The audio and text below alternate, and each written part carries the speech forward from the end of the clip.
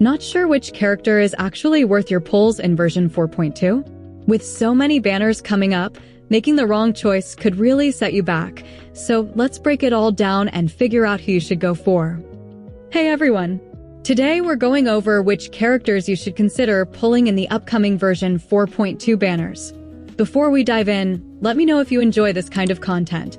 Don't forget to like the video and subscribe to the channel. Now let's get right into it. In version 4.2, we're getting a total of 8 character banners. Yeah, I know, that's a lot, but don't worry, we're gonna break everything down step by step. In the first phase, we'll have Silverwolf, level 999, along with reruns for Firefly, Dahlia, and Castorice. Then in the second phase, we'll see Evanescia, plus reruns for Sunday, Tribby, and FeiXiao. So yeah, there are a lot of options this time around. Let's start with Silverwolf. Silverwolf is a brand new Elation DPS with an imaginary element. Her playstyle focuses on speed and revolves around a unique resource system called MMR instead of traditional energy. She builds MMR by generating something called punchline. This can come from her own abilities, like her skill or Elation skill, as well as from teammates who can also help generate it. Each stack of punchline converts into 1 point of MMR, and once you hit 60 MMR, you can activate her ultimate. When she uses her ultimate, Silverwolf enters a special state called God Mode Player. In this state, her damage output spikes significantly. Her basic attack becomes enhanced. She gains access to her loot box mechanic, and even her allies can interact with it when they spend skill points. Her Elation skill also changes during this mode.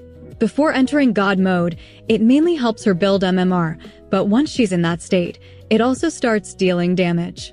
God Mode lasts for 3 enhanced basic attacks, and during these attacks, Silverwolf will trigger 3 random loot boxes. Each loot box deals damage and comes with its own unique effect, adding an extra layer of unpredictability and power to her kit. Now, let's take a closer look at her loot boxes. The first one, Big Flippin' Sword, deals true damage to the enemy with the highest HP. Then there's Kaboom Explosion, which gives your team 2 skill points, making it great for resource management. And finally, Funky Munch Bean, which grants 3 punchline, helping Silverwolf build up her MMR faster. What makes this even better is that these loot boxes aren't limited to Silverwolf. Your teammates can trigger them too, which adds a lot of value to the entire team. On top of that, Silverwolf scales heavily with MMR. Her enhanced basic attack damage increases based on how much MMR she has, and she also gains crit rate from it. Once you hit 100% crit rate, any extra MMR doesn't go to waste. Instead, it gets converted into crit damage, which is a really strong bonus. After her God Mode player state ends, you'll need to start building up MMR again to access her ultimate, so having teammates that can consistently generate punchline is extremely important. When it comes to team synergy, some standout options include Sparksy, Yao Guang, and the Elation Trailblazer, among others. Let's talk about Sparksy first. She's a great partner because she consumes a lot of skill points, which means you can fully take advantage of the loot box effects during her turn. On top of that, she helps generate both punchline and MMR for Silverwolf. Sparksy also benefits from having at least 3 Elation characters in the team, since that allows her to gain more thrill and generate even more punchline, and with Silverwolf, reaching that requirement becomes much easier. Another nice bonus is how Kaboom Explosion can provide extra skill points, letting Sparksy further enhance her attacks during her turn. Now, if you don't have Sparksy, don't worry. A solid free-to-play alternative is the Elation Trailblazer. They're actually a really solid option because their skill can generate punchline, and their ultimate can grant an ally a certified banger, while also allowing that ally to immediately use their Elation skill. This is especially valuable for Silverwolf, since it helps her build MMR faster and gives her more opportunities to use her Elation skill throughout the fight. So if you don't have Sparksy, I'd recommend the Elation Trailblazer as your go-to alternative. Now moving on to Yao Guang. She's honestly a core unit for most Elation teams. She provides strong buffs, can apply vulnerabilities to enemies with her Elation skill, and most importantly, Her ultimate instantly triggers AHA for the entire team. This leads to more certified banger activations, higher overall damage, and much better uptime on those effects for your Elation characters. Since Silverwolf is designed to be a fast-paced DPS, Yao Guang fits perfectly by helping maintain that certified banger uptime consistently.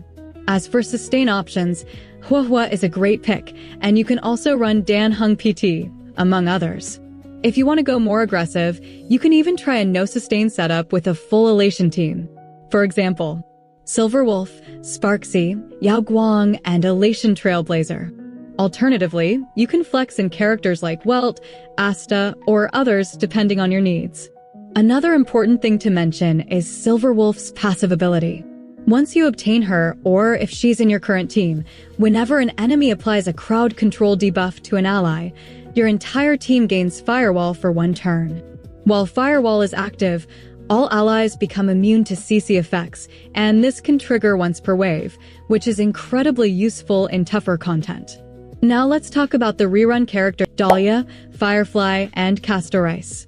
Starting with Firefly, she's actually receiving Nova Flare buffs in version 4.2, and she's already been performing extremely well in endgame content. A big reason for that is how much Dahlia has improved her overall team performance. In terms of playstyle, Firefly is a fast-paced, super break-focused DPS. She excels at launching frequent attacks, allowing her to break enemies very quickly.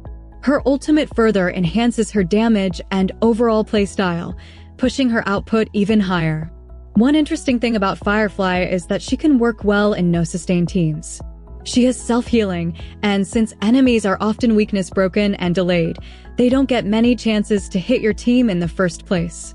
That said, I would mainly recommend pulling Firefly if you already have Dahlia or are planning to get her. Speaking of which, let's move on to Dahlia. She's a relatively recent release, and is also heavily focused on the Super Break playstyle, and honestly, she's a massive upgrade for it. Dahlia is a Fire Nihility character who brings a ton of utility to the team. She can increase your team's weakness break efficiency, reduce enemy defenses, launch follow-up attacks, generate skill points, implant weakness types onto enemies, and even allow your team to deal super break damage to enemies that aren't broken yet. All of this makes her incredibly valuable. The extra break efficiency helps your team shatter enemies faster and boosts overall super break damage. The defense reduction is a straightforward but powerful damage increase. Her ability to restore skill points is especially useful for teams that tend to consume a lot of them.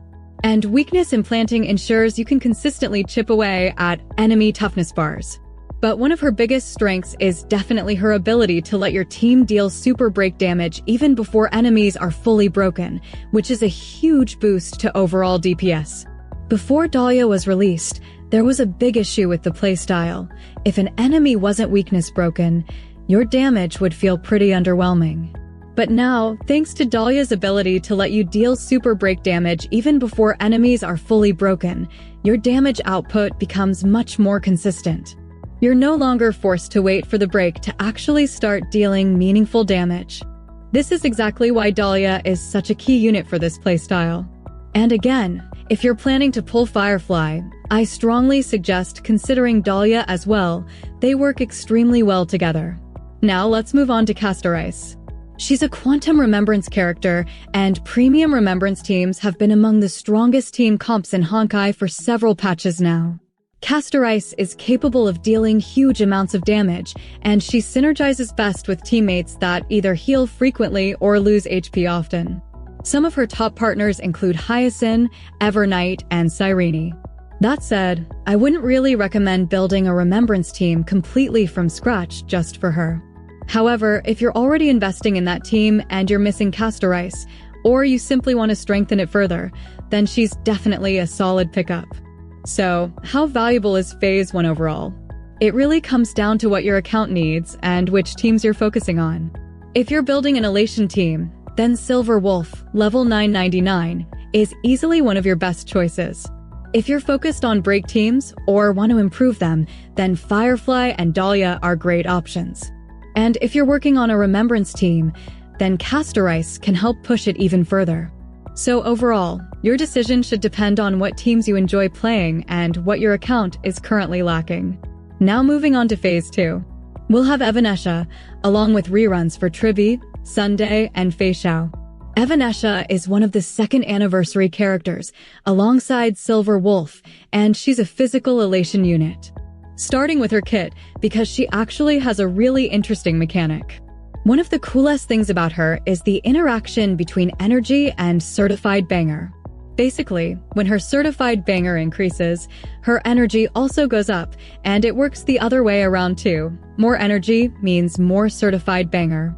Because of this, Evanescia really benefits from teammates who can generate energy for her, since that directly boosts her overall performance. There's also another layer to this. Whenever a teammate gains or loses certified banger, Evanescia gets a portion of it as well. So she's constantly benefiting from what's happening across the team. Looking at her abilities, her skill deals AoE damage to all enemies while also generating certified banger. Then, when she has enough energy, Master Fox will trigger a follow-up attack that hits all enemies and restores additional energy to Evanescia. As for team comps, Evanescia works really well with characters like Elation Trailblazer, Yaoguang, and Huahua. You can also pair her with Sunday, Sparkle, Remembrance Trailblazer, Welt, and others depending on your setup. Now, for the reruns in Phase 2, we have Tribby, FeiXiao, and Sunday. Both Sunday and Tribby are Harmony characters, which means they're extremely flexible and can fit into a wide range of different teams. Let's start with Sunday. He's an incredibly strong support who can provide a ton of value to a single ally. We're talking about 100% action advance, along with damage bonus, crit rate, crit damage, and even energy generation. If you pair him with Dan Hung PT and make your main DPS the bondmate, you can really maximize all of these buffs.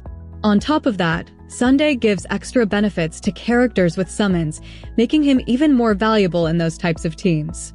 Now moving on to Tribby. She brings solid utility to the table by providing ultimate-type residential pen for the team.